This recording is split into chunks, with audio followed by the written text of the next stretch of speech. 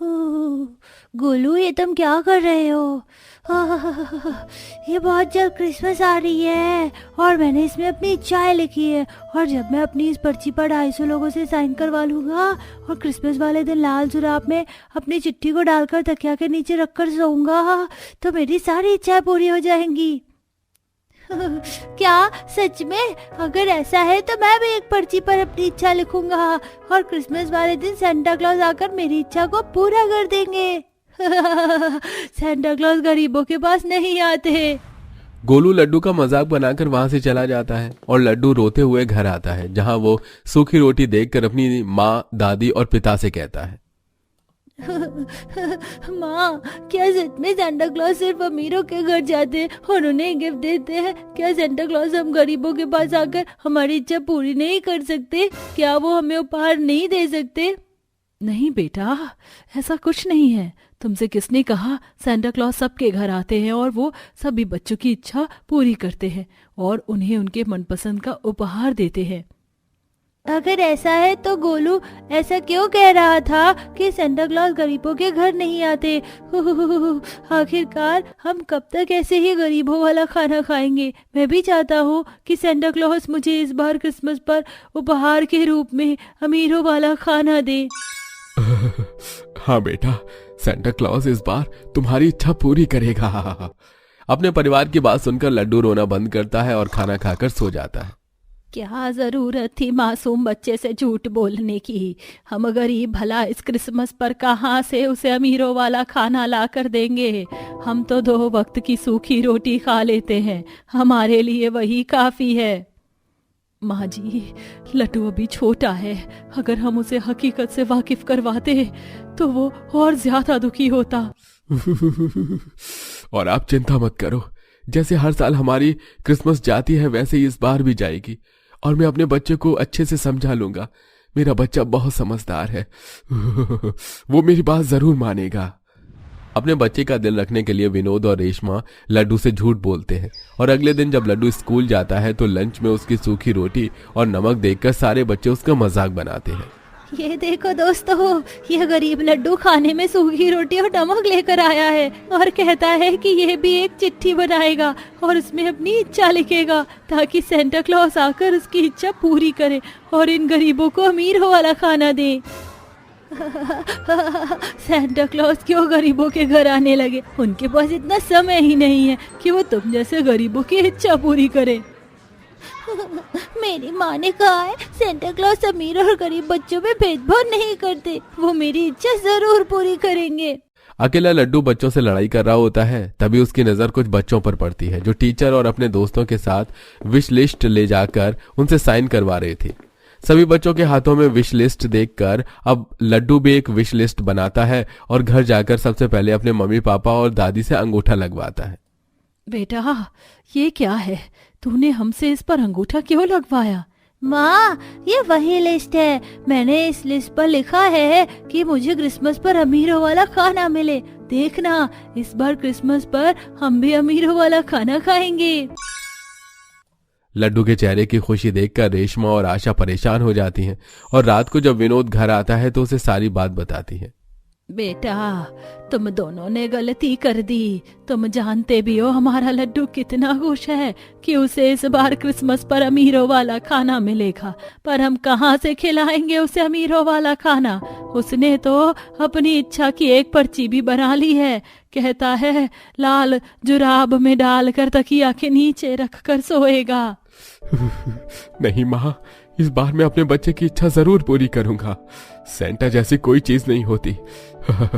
पर फिर भी मेरे बच्चे को पूरी उम्मीद है कि सेंटा क्लॉज आकर उसकी इच्छाओं को पूरी करेंगे, इसलिए इस बार मैं सोच रहा हूँ इस कपकपाती सर्दी में एक्स्ट्रा काम करूँ।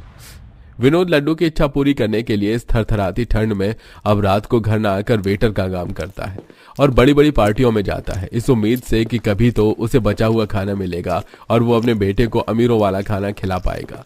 समय यूं ही गुजरता है और एक दिन, टीचर, 100 लोगों से मैंने साइन करवा लिए हैं, आप भी साइन कर दो ताकि क्रिसमस पर सेंटा क्लॉज आकर मेरी इच्छा पूरी कर सके। इच्छा? क्या है इच्छा तुम्हारी?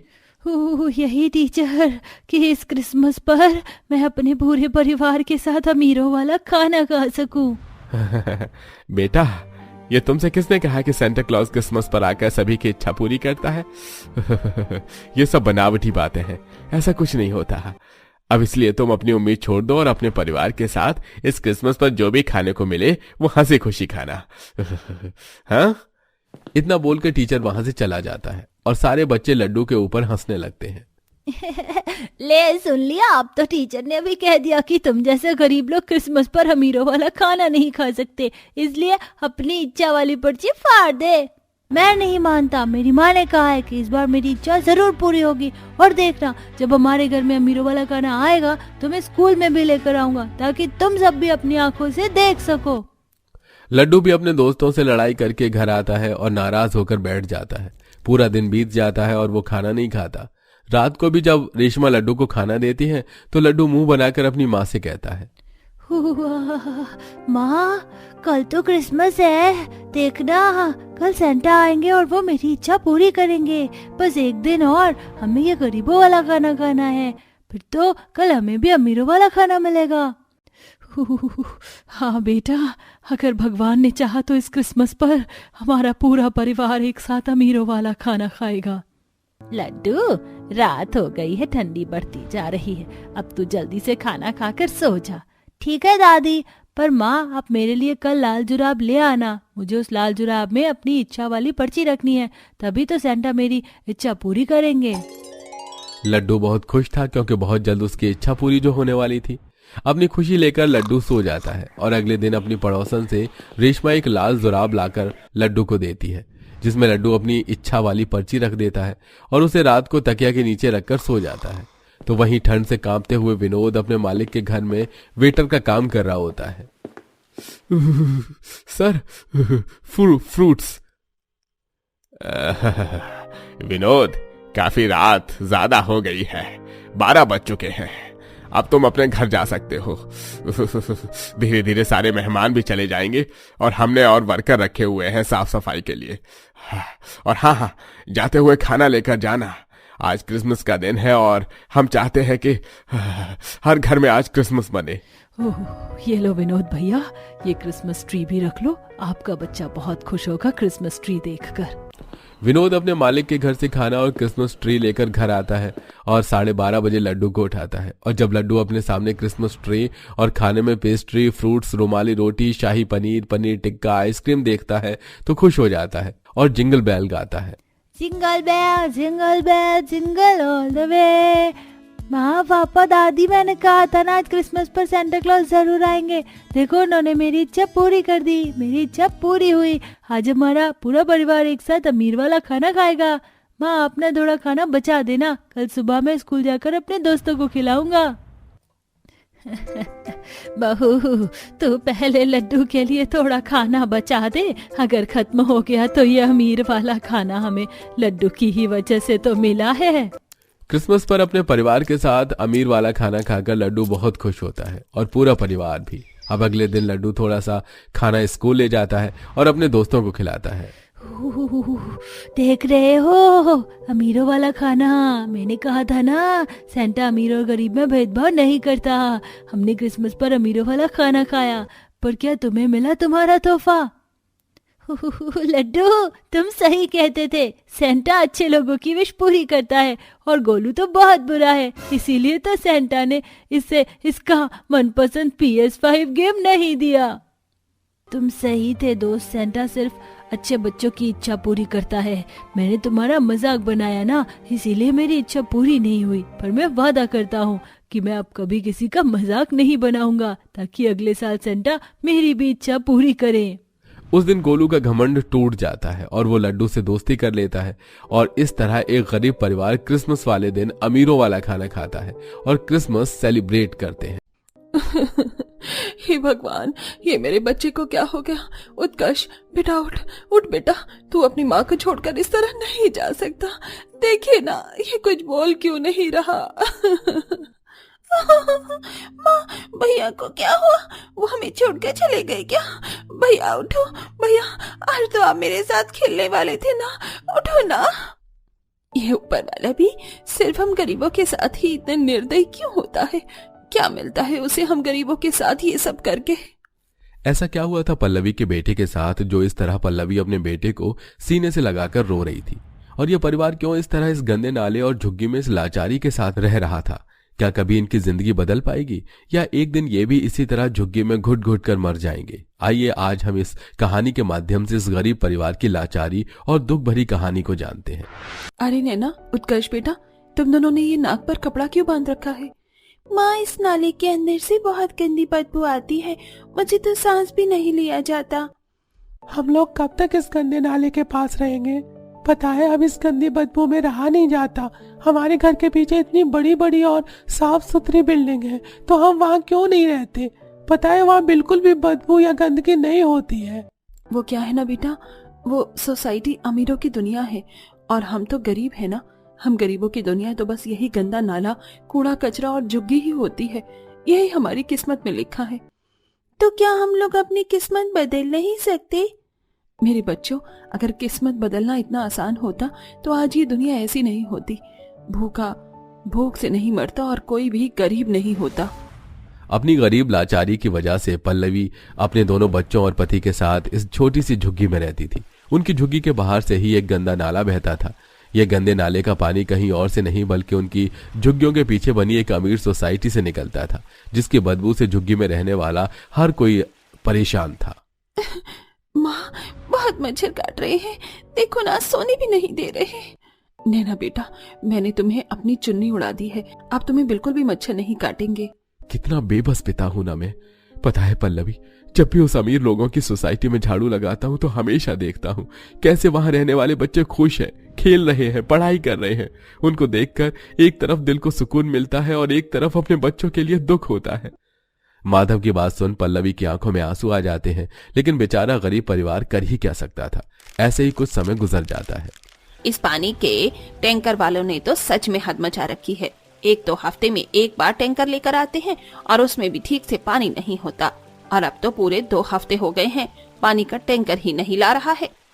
ये गरीबी क्या कम है हम लोगों के लिए, जो अब पीने के लिए पानी भी नहीं मिल रहा। पानी की कमी होने के चलते बेचारी पल्लवी उस गंदे नाले का पानी भरकर कुछ दिनों तक रख देती है और जब गंदगी नीचे थोड़ा बैठ जाती है तो थोड़ा थोड़ा पानी साफ होकर ऊपर आता है। तो उसी पानी का इस्तेमाल करके पल्लवी अपने परिवार का गुजारा चलाती थी। अरे नैना बेटा, क्या हुआ तुम्हें? इस तरह उल्टी क्यों कर रही हो? माँ, आपने जो 4 दिन पहले नाले का पानी भरकर साफ होने के लिए रखा था, वो वही पानी नैना ने पी लिया। उसे पीते ही नैना को उल्टी हो रही है। अपने बच्चों की ऐसी हालत देख पल्लवी का कलेजा बार बार कांप उठता था, लेकिन वो बेचारी क्या ही कर सकती थी। माधव हर रोज की तरह अमीर लोगों की सोसाइटी में झाड़ू लगा रहा होता है, वहीं उसके दोनों बच्चे एक तरफ खड़े होते हैं। अरे वो देखो नैना, वहाँ पर कितने सारे बच्चे खेल रहे हैं, चलो हम भी चलकर उनके साथ खेलते हैं। झुग्गी नाले के पास रहने वाले गरीब बच्चे जैसे ही अमीर बच्चों के पास जाते हैं, अरे अरे, कौन हो तुम लोग और यहाँ क्यों चले आए? तुम्हारे पास से तो बहुत गंदी बदबू आ रही है। छी, कितने गंदे हो तुम लोग, कहीं तुम भी उस गंदे नाले के पास तो नहीं रहते? अरे हाँ, मैंने भी इन लोगों को उस गंदे नाले के पास ही देखा है। छी, दूर हटो हमसे, जाओ यहाँ से। दोनों अमीर बच्चों की बात सुन नैना और उत्कर्ष रोते हुए अपनी झुग्गी में आ जाते हैं और गंदे नाले के पास खेलने लगते हैं। तभी अचानक खेलते खेलते नैना उस गंदे नाले के पास गिर जाती है, जिससे उसके घुटना छिलता है, जिससे खून निकलने लगता है। बहुत दर्द हो रहा है माँ। किसने कहा था यहाँ खेलने के लिए? वो तो भगवान का शुक्र है कि तुम नाले के पास गिरी हो, नाले में नहीं। तो माँ, हम कहाँ खेलते? उस अमीर बिल्डिंग वाले बच्चे तो हमसे दूर भागते हैं, कहते हैं कि हम नाले के पास रहते हैं तो हम गंदे हैं। पल्लवी नैना को झुग्गी में ले जाती है और हल्दी पीसकर उसकी चोट पर लगा देती है। अरे उत्कर्ष बेटा, नैना बेटा, क्या हुआ? तुम दोनों को सुबह से देख रहा हूँ यहीं बैठे हो। बाबा देखो ना, वो सभी बच्चे कैसे स्कूल के कपड़े पहनकर बैग लेकर स्कूल जा रहे हैं। हमें भी स्कूल जाकर पढ़ना है बाबा, हम लोग कब स्कूल जाएंगे? मैंने सुना है पढ़ाई करना बहुत अच्छी बात होती है, हम पढ़ लिख कर कुछ भी बन सकते हैं। बाबा, जब हम दोनों पढ़ लिख कर बड़े हो जाएंगे तो हम आपको इस गंदे नाले के पास नहीं रहने देंगे और एक अच्छी जगह आपके लिए घर बनाएंगे। अपने बच्चों की बात सुनकर माधव उन्हें सीने से लगाकर रोने लगता है। वहीं आए दिन गंदे नाले के पास रहने की वजह से कभी इस गरीब परिवार को मच्छर और कीड़े मकोड़े से परेशानी होती तो कभी बदबू से। इन सब का हाल बेहाल हो जाता। लेकिन आज के कलयुग जैसे जमाने में कहां ही किसी अमीर को इन गरीब और लाचार लोगों की परेशानी से मतलब था। उस अमीर सोसाइटी में रहने वाले सभी लोग इन झुग्गियों में रहने वाले गरीब लोगों का मजाक उड़ाते, इन्हें किसी गंदे नाली के कीड़े की तरह ही ट्रीट करते। ऐसे ही कुछ समय और गुजर जाता है। उत्कर्ष नैना फिर से उस गंदे नाले के पानी के साथ खेल रहे थे कि तभी अचानक उत्कर्ष का पैर फिसलता है और वो सीधा नाले में गिर जाता है। माँ, बाबा, भैया नाले में गिर गए हैं, जल्दी से आओ। नैना की आवाज सुन पल्लवी और माधव भागे भागे बाहर आते हैं। हे भगवान जी, मेरे बच्चे को बचा लीजिए, वो डूब रहा है। माधव जल्दी से उत्कर्ष का हाथ पकड़ता है और उसे नाले से बाहर निकाल लेता है, लेकिन उत्कर्ष अब बेहोश हो चुका था। उत्कर्ष, बेटा बेटा उठो, अपने बाबा की बात नहीं मानोगे, उठो बेटा, बेटा उठो ना। देखिए ना क्या हो गया हमारे उत्कर्ष को। आसपास के झुग्गी के लोग भीड़ लगाकर खड़े हो जाते हैं, लेकिन उत्कर्ष को होश नहीं आता। तभी उन झुग्गी के पास से एक पुलिस की गाड़ी गुजरती है जिसमें बैठी पुलिस कमिश्नर सुधा। अरे ये क्या है, यहाँ इतनी भीड़ क्यों लगी हुई है? लगता है फिर से कोई पीकर लड़ाई कर रहा है, चलो चलकर देखते हैं। पुलिस कमिश्नर सुधा जैसे ही उस भीड़ के पास जाती है तो वो सब मंजर देखकर हैरान रह जाती है। हे भगवान, पल्लवी, ये तू है? ये सब क्या है और क्या हुआ इस बच्चे को? सुधा, मेरे बच्चे को बचा लो वरना वो मर जाएगा। सुधा जल्दी से उत्कर्ष को अपनी गाड़ी में अस्पताल ले जाती है। डॉक्टर के चेकअप और ट्रीटमेंट के बाद उत्कर्ष को होश आ जाता है। पल्लवी, ये सब क्या है? पता है मैंने तुझे कहाँ नहीं ढूंढा और तू यहाँ इस तरह नाले के पास झुग्गी में रह रही है।